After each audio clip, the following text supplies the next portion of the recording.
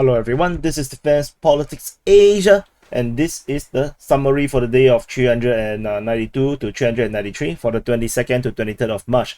Let's start off with the major news, which is actually at Bakhmut Front. So, Bakhmut Front, as we all know, this is the hottest, one of the two hottest spot in Ukraine right now.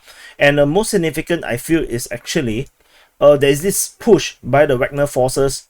Perhaps it's not just WAGNER, perhaps it might be also with Russian forces. There's a push towards Proteshiny, as well as this other town called Alexandro Shutiny. And all in all, it's actually a push towards Konstantinivka. And this is actually pretty significant because it seems like they haven't even finished their food over here, and they started to take another bite on their other food. It feels a bit greedy, but that's what is happening. There's fighting reported towards Proteshiny, or Proteshiny, according to the Ukrainian Defense Ministry on the 22nd and on the 23rd. Gonzo also repeated this information on the 23rd. And then there is also on the 23rd, the Ukrainian Defense Ministry mentioned fighting near the town of Alexandro Shutiny, which means that there is some kind of push. We are not sure where the front line is actually, so we can just assume that there is some kind of push into the region around here, which allows the Ukrainian forces to actually raise the alarm that there is these two towns region is under fighting. And it does seem quite scary because this is where Konstantinivka is, and if they are pushing towards this direction, which means that they are actually going for Konstantinivka, and this would be disastrous. That means they can still cut the road here just off Konstantinivka. If they are able to capture Proteshiny, they can actually still cut the road behind Stuposhki, which means that they don't even need to take Stuposhki, because this is where the Ukrainians actually have a very strong line, as they have been sending reinforcement in this direction, try to hold the line of the southern flank of the town or city of Avdiivka, which is actually here. So yeah, so this is the biggest, I think the most significant development, because it's being reported on both days by the Ukrainian Defense Ministry, which means this is not just a one-off raid, but it seems like a sustained attack. And moving on to further north, we have around Ivanivsky, we have fighting reported at Ivanivsky, according to Marinka, the pro-Ukrainian source, and there is fighting reported on the southwest of Ivanivsky as well, as this pro-Ukrainian source mentioned that there is fighting southwest of the outskirts of Ivanovo, which is Ivanivsky, which means that the push towards this highway is still ongoing from the Russian side, and they are attacking Ivanivsky from some kind of direction that is not certain. We do not know where the Ukrainians are facing the attack from around Ivanivsky, as no one wants to talk about it. As you can see, the only source talking about it is actually Miroshnikov. And over at Bakhmut city itself, we have fighting now reaching the area of this junction. So we have this junction at Tchaikovskogo Street, and then also at Kosonskogo Street. At this junction area here, the Russian forces is currently attacking this area. And according to the information from Gonzo, they say that the fighting is currently moving towards this route, the entrance to the city, and Miroshnikov, the pro-Ukrainian source, actually said that the situation is quite critical. And so hellish battles is how he described the fighting around here. There is a geolocation of Russian forces by Deep State UA, the pro-Ukrainian source, at this location, which actually confirms the Russian success in this area here, as they continue to push from this southwest of the city. And with this attack here, if the Russian forces are able to capture this place, we can definitely say RIP to this exit route. Tentatively is already unusable, and there is also fighting reported in the south Bakhmut. According to Deep State UA, they said that the fighting is very fierce in this area here, and in their mapping, they actually altered previous Ukrainian positions is actually like this, which means that the Russian forces have managed to push further and push the front line further and moving towards the center, towards Stadium Avant-Garde, So this is actually another progress in the south of Bakhmut by the Russian forces, or the WAGNER forces in the south Bakhmut. In the north Bakhmut, latest intel coming from Ryba, the pro-Russian source, suggesting that most of the non-ferrous metal processing plant has been taken by WAGNER private military contractors. Most of, but of course take this with a pinch of salt. So don't take it for granted. But which means that there is still this push from the north is still ongoing. No fighting is being reported in this area here. There's no fighting being reported here. And over at Kromove, Deep State UA reported that the Russian forces has failed to capture the streets around here, and Miroshnikov reporting on the 23rd of March, which is yesterday, saying that the Ukrainians managed to push the Russian forces a little away from the highway, but then the Russians are adding more reserve and attack again. And I believe this is actually referring to this part, which is actually reported by Surya Maps, as they say that the Ukrainian forces counterattack and captured new positions, which is actually merely this area here. It's not really that much of a position. At most is maybe 500 meters deep, and basically pushing the Russian lines slightly further away from the highway, so that, or not really highway, a road, so that this road continue to be able to be used, so that Ukrainians can actually reinforce or resupply Bakhmut. So this is a critical area that the Ukrainians have to hold. But fighting is still ongoing for all this area at Kromove and also all along the road. Moving on away from the Bakhmut city itself, we have fighting reported at Donetsk, according to the Ukrainian Defense Ministry and Miroshnikov. And the way how Miroshnikov described is that the Russian forces strengthen their troops, and each attack is getting more and more powerful. However, they still didn't manage to break through the Ukrainian lines. That's on the 22nd, and then on the 23rd, Deep State UA also reports that the WAGNER forces or the Russian forces continue to put pressure on Donetsk. And Rykhovka also is being attacked, as per reported by War Gonzo and Deep State UA on both days. And so far, the push is still ongoing. So you can see the fighting is ongoing in this way. And there is also fighting reported in these areas here as we now go through. And towards Novo Markove, the Deep State UA continue to report that the Russian forces is pushing towards this town in this direction. They're actually not going to capture this town just yet. This is maybe not the objective. The objective is just to go to the canal. And there is also fighting reported at Orekhovo-Vasilievka. According to Ryba, the pro-Russian source, they say that the fighting is still in the center of the village, and Deep State UA reported there is fighting at this town as well. Minkivka also sees fighting reported by Deep State UA on the 23rd of March, and but not much details are being reported on that place. And the previous SITREP, I missed out this information that there was actually fighting at Mayos, with the Russians actually did some kind of attack in this area, but as you can see, there's no more new information about this attack here, so which means this is just a probing raid, just to kind of distract the Ukrainian forces. And further up north, in the northernmost part of the Bakhmut Front, we have fighting reported at Vasilievka, according to the Ukrainian Defense Ministry. And that's all from the Bakhmut Front.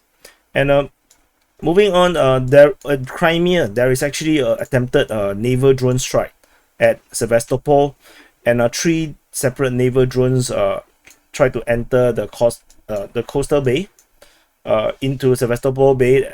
Not sure what's the target, probably some naval ship.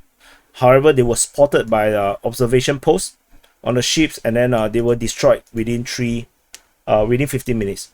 So this and then two of they were attacked by using small arms fires like rifles and machine guns, and 2 of them are being awarded medals by the Russian Defense Ministry. Both of them are women, if that matters to you. And yeah, there's a lot of talk about all these drones thing on the pro-Russian Telegram channels, which is not very important to me.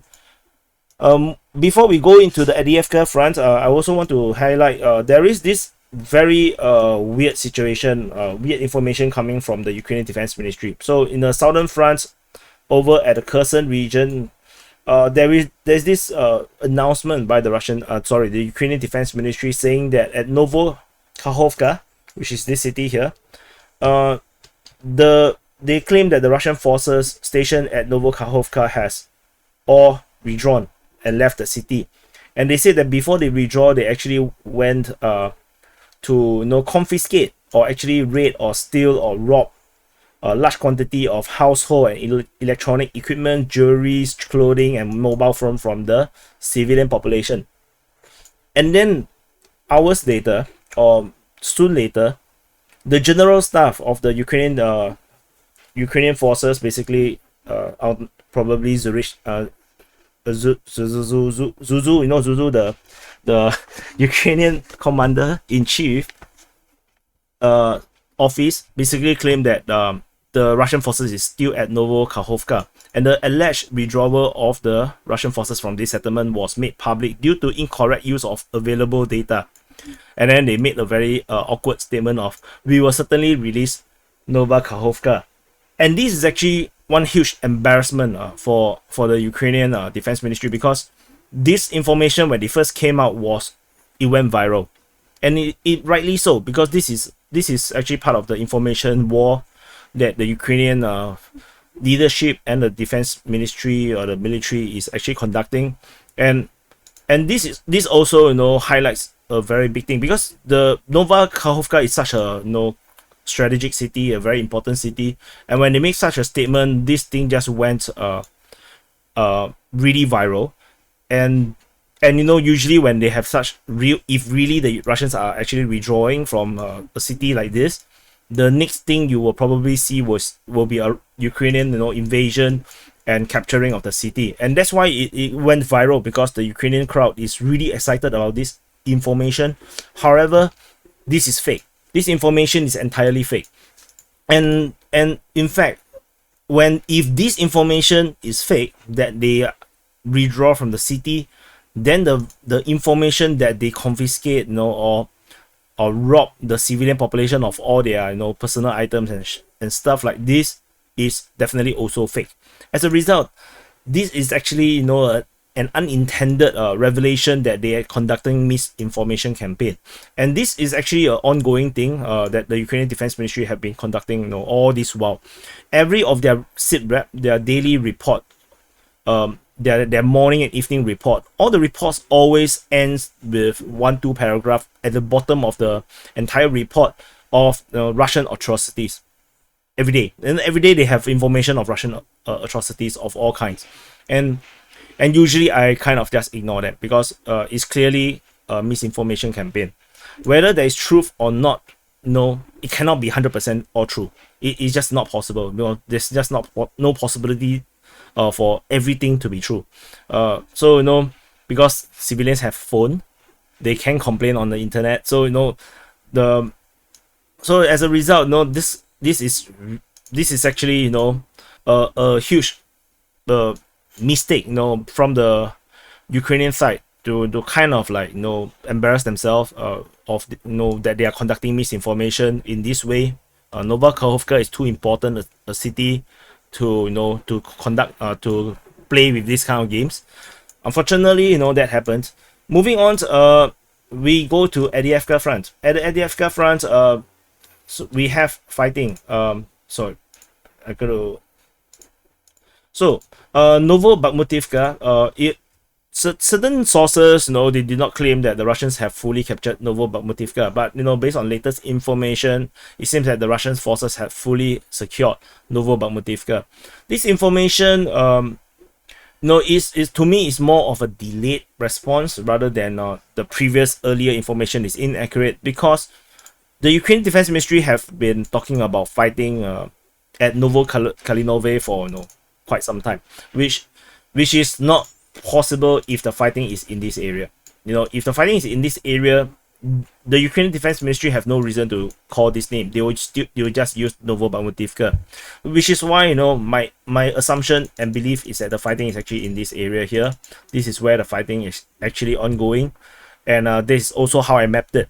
And this information simply says that they really fully secured and have a good boundary around Novobakhmutivka than anything else. And so as you can see, on the 22nd and on the 23rd, the Ukrainian Defense Ministry continues to be reporting fighting around the area of Novokalinovo. So definitely it's on the western part of the road.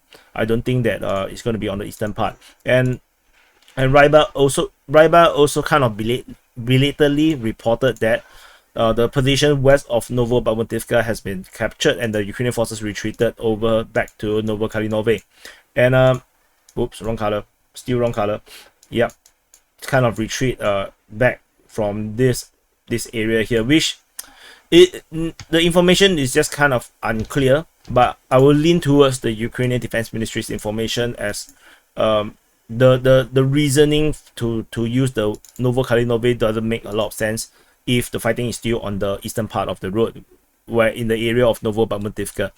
And there is fighting reported in this area, southwest of Novobakhmutivka, where the Russian forces managed to expand their control in this area here. And this is reported by SURIAP maps. And moving southwest of that location, we have the area of Krasnohorivka and Stepove. Previously, the Russian forces have moved halfway, and they even draw a cat around here. And as you can see, this is the cat. Meow. You can see the cat, right? Like there's a meow here. You see, this is the body, this is the head, and it's the eyes. Yeah. Anyway, the cat is killed by the Ukrainian forces as the Ukrainian forces counterattack at Stepove. As we previously reported, there is reinforcement, and they conducted emergency for operations to secure Stepove. They have succeeded, and they managed to push the Russian forces around the area of the railway station now.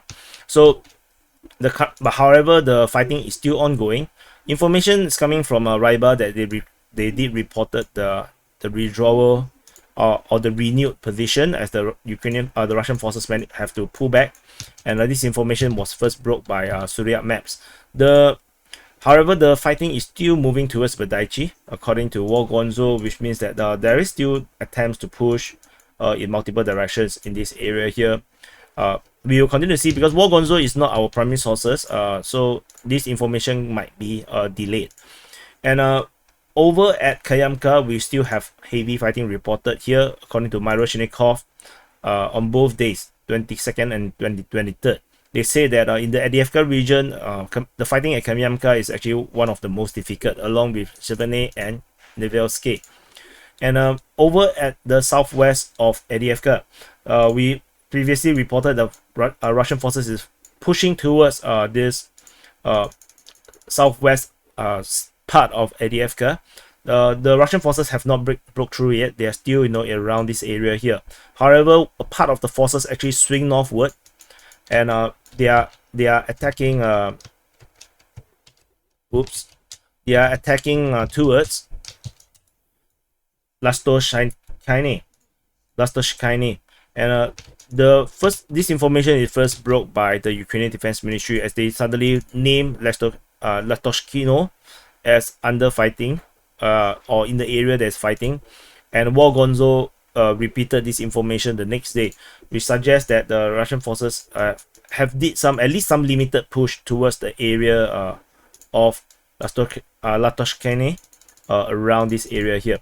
So it remains to be seen if this is a deliberate push for the Russians to really want to go for this road, because this is the only main road out of Avdiivka, and should the Russians really attack this area and cut off this road, there is almost no main roads, no major roads to use for the Avdiivka retreat or resupply.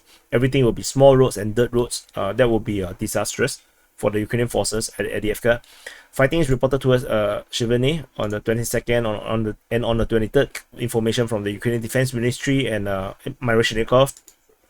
At north of Vodian, there is also fighting reported by the Ukrainian Defense Ministry on the 22nd. Geolocation of Russian forces at this position. This is previously, as you can see, this is the entrenched position used by the Ukrainians. As you can see, is facing southward again towards the Donbass or Russian supported forces before the war. And the videos coming out is that the Russians are actually swarming all over the place. They are going all over the place. Yeah, so it does confirm that this stronghold is now under Russian control, and geolocation of forces thus shows that this entire area here is under Russian control. Fighting is reported at Pervomaisky, according to the Ukrainian Defense Ministry, on both on the 22nd, 23rd. Deep State UA and Wargonzo reported fighting at Pervomaisky. And according to Deep State UA, they say that the pressure on Pervomaisky is actually increasing. So there is an increased push in Pervomaisky direction. And fighting is also reported at Nevelsky, according to Miroshnikov. So that's all from the Avdiivka Front. As the pincer movement continues with multiple threats going all over the place, this is going to be one hell of a difficult fight for the Ukrainians. There is let me see. Moving on to nearby, let's go to the Marinka Voleda region. At Voleda, we have Miroshnikov reporting that there is some kind of offensive action to capture Voleda. However, the way how he wrote it sounds a bit half-hearted. So the fighting is probably not very significant. The Russian Defense Ministry simply reported shelling at Voleda on the 22nd. Over at the Marinka region, we have fighting reported at Marinka, according to the Ukrainian Defense Ministry and Wargonzo. Fighting is reported at Boyeda on the 22nd and at Novomihайлivka on the 23rd. So the Russian forces continue their push at Marinka, Boyeda, and towards Novomihайлivka. Yeah, there's nothing really significant in this sense. It's pretty usual. And over at Zaporizhzhia region, the Zaporizhzhia Front, there is bombardment reports by the Russian Defense Ministry as they reported shelling at Zelenishiny. I think because I spelled it wrongly, so I recognize that I spelled it wrongly. That's why I don't know how to pronounce Zelenishiny, and shelling at Malotomashka and Malishebaki. This all reported on the 22nd of March. A concentration of Ukrainian forces is reported at Orikhiv, and there is also reports coming from pro-Russian source Ryba on the 22nd of March saying that the Ukrainian forces have entered the town of Novodanilivka, and saying that this is actually a town in the gray zone, and then the Ukrainian forces is just simply going to a town with no Russian forces, and they are digging in. And it's kind of stupid because Novodanilivka had always been under Ukrainian control since the Russian counteroffensive. So even if there are no Russian troops within this area, even if it's a gray zone, everyone sees this as a Ukrainian town, Ukrainian controlled town. So it's kind of silly to talk about that. Vosmedis 2022, a pro-Russian source reported today talking about yesterday, that there is some kind of reconnaissance by combat in the area of Novodanilivka, which means that the Ukrainian forces is actually attacking southward against the Russian lines that is north of Robotyne. So that's all from the Zaporizhzhia Front. The Ukrainian offensive, the Zaporizhzhia offensive, is largely have died down. This is the wrong color actually. Has largely died down. But this information or intel of a concentration of Ukrainian forces does suggest that the Ukrainian forces are not going to be giving up just yet. And moving away to the Siversk Front, and at the Siversk Front we have fighting reported at Vasily on the 22nd, according to Wargonzo. Verkhovno-Kanyamsky actually see fighting reported by Suryak Maps in the northeast of Verkhovno-Kanyamsky, and the Deep State UA also reported fighting at Verkhovno-Kanyamsky. The fighting is mainly in the northeastern part of Verkhovno-Kanyamsky, in the hilly region here. So the fighting is actually in the northeast of Verkhovno-Kanyamsky.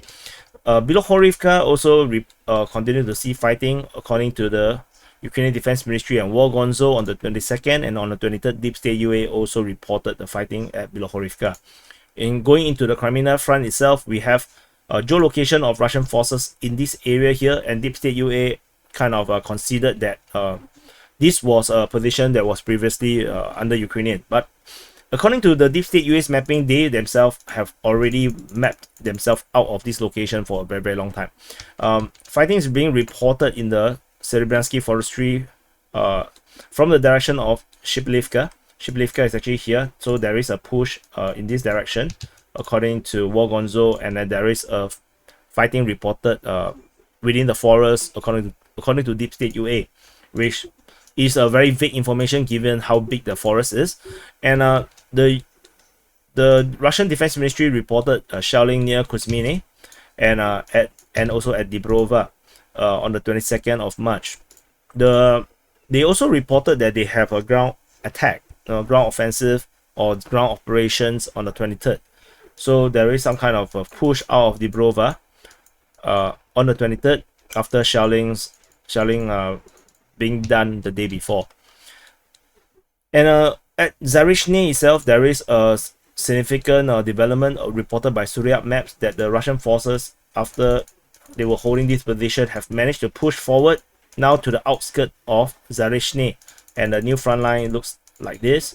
So this is actually another push towards the direction of Liman, and this is actually would put a lot of pressure on the Ukrainian forces to actually have to reinforce this area here, as they wouldn't want a Russian breakthrough in the eastern part of Liman. And in the north of Zaporizhzhia, we have fighting reported at Yampolivka and Terny. Terny is being reported on both days by War Gonzo and the Russian Defense Ministry. Yampolivka only by the Russian Defense Ministry on the 23rd. And moving on to the northernmost part of the Kreminna front, we have fighting reported on the western part of Ploshanka. Previously, there's only shelling reported by the Russian Defense Ministry. The fighting is reported by Ryba, the pro-Russian source. At the Makievka, we have the Ukrainian Defense Ministry reported fighting in this area. This is echoed by War Gonzo on the 22nd, and on the 23rd, the Ukrainian Defense Ministry continued to see Russians attacking at this area. So generally, the map looks a little bit like this. So basically, more or less the same thing. As per most of the days, as the front line don't really change much because the Ukrainians are doing a good job in their defensive operations. So moving away from the Kreminna front into the Kupyansk front. I was delaying because I was looking if I missed out anything. So first, before we go to the front line, we have a Ukrainian Mi-8 shot down over Malikraniki over here, which is actually kind of a distance. Reportedly, that's shot down by a Russian Air Force aircraft. So from the front line, it looks really far. Probably, it's 50 kilometers away from the closest front line. So that's actually quite a bit. There is only mainly shelling report in this region. At the Sviatobay region, we have shelling at Myasozarivka, which is actually, the previous name is called Artyomovka. And then there is also shelling being reported at Berestove, Kotelyarivka on the 22nd, all by the Russian Defense Ministry, shelling near Vilshana, Sinkivka, and Vorishna. Vorishna being reported to be shot on both days. The only offensive action is being reported by the Ukrainian Defense Ministry in this area, that they say that the Russians tried to break through the defense of Sinkivka. So there's some kind of push in this area here. Obviously, it didn't work out. So if they worked out, they probably would not have talked about it. So that's all from the Kupyansk front. And oh yeah, there's another aircraft. So Ukrainian Sukhoi 24 shot down over Bohuslavka. Yeah, because this is reported by the Russian Defense Ministry, also shot down by the Russian Air Force. Yeah, because I remember there's an aircraft, I just didn't see it the first hand. So this is the summary for the day of 392 to 393. Press the like button, subscribe. If you are new to this channel, just share it everywhere you can, and I'll see you in the next update.